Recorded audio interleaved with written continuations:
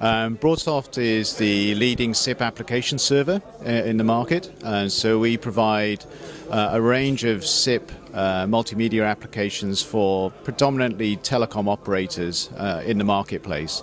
So the main applications tend to be residential voice over IP services, Centrex or hosted PBX voice over IP services, SIP trunking, and then we do other value-added applications such as call centers and so on.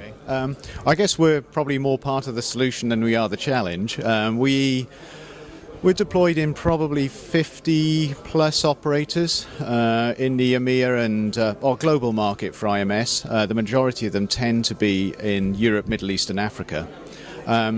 We have the largest IMS deployment in the world, currently deployed in Western Europe.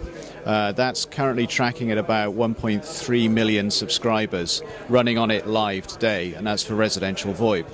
So our customers probably a split 70-30, maybe 60-40 doing business type services on top of IMS.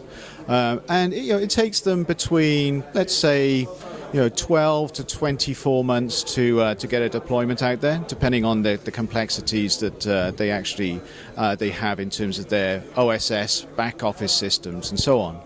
One of the other areas we'll help them on is actually taking the service to market, because a lot of customers maybe haven't done voice over IP services before, particularly into the business market.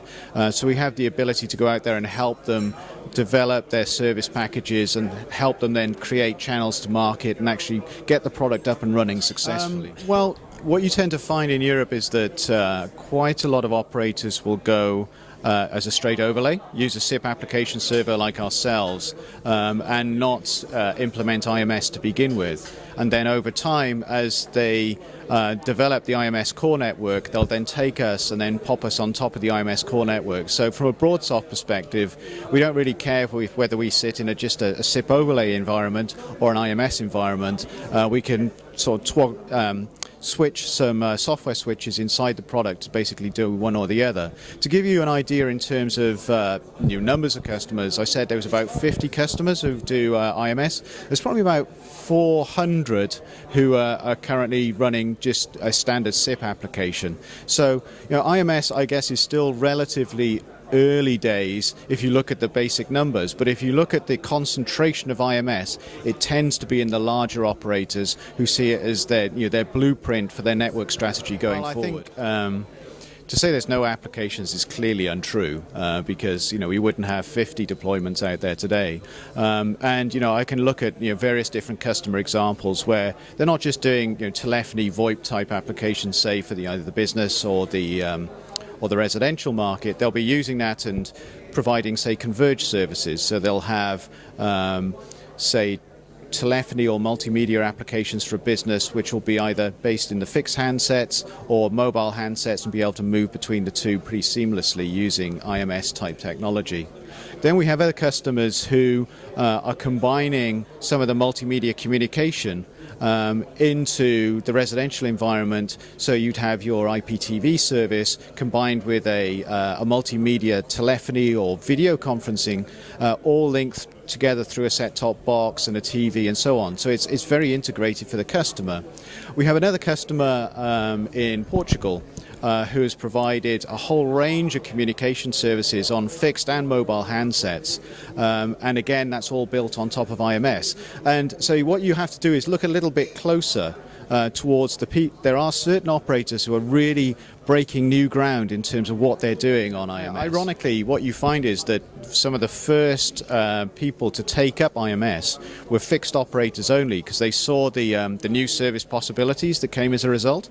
So you actually found that a lot of fixed-only operators deployed IMS in the early days to get some of those multimedia capabilities and then integrate some degree of converged service using an MVNO or other types of access, maybe using Wi-Fi, to provide some of these converged services that their customers were looking for. Well, I think if you look towards the sort of 4G standards, I think the fact that you'll have VoIP on top of LTE is a given. That by the time you get to LTE access, the core network will be IMS based, and so it'll be a natural evolution.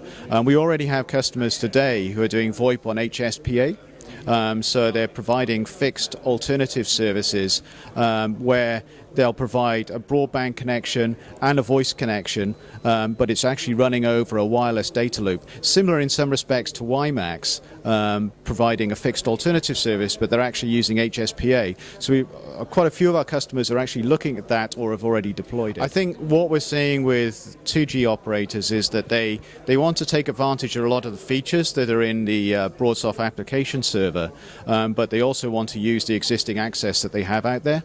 So they'll provide a mobile PBX type service, but the handsets and the call control will all come from the 2G infrastructure, and then there'll be clients that sit on the 2G infrastructure, maybe connected back over a GPRS connection to provide some of the additional feature sets. Yeah, I think there's been some work already done in that area in the WiMAX domain, where you've had some degree of signaling between the IMS network and the access device.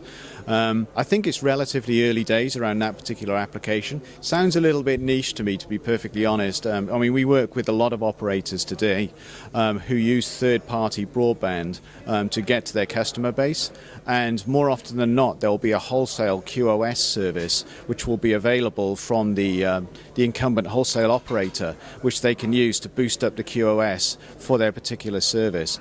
So I think in certain markets, maybe where the copper quality isn't too great, or well, for other reasons, yeah, you'll probably need some of that additional capability, and IMS will certainly be able to provide. Yeah, that. I think you'll find that there'll be. I guess I'm not sure if it'll be negotiation as such. There'll be an SLA requested, and at that instance, it depends on how many SLAs you potentially want. I know in the UK there's an SLA negotiation policy already in place for IPTV services, and there's probably similar. It was demanded once it was released as a service. So it originally came out as a retail component, but then I believe it got forced into being a wholesale component by the regulator.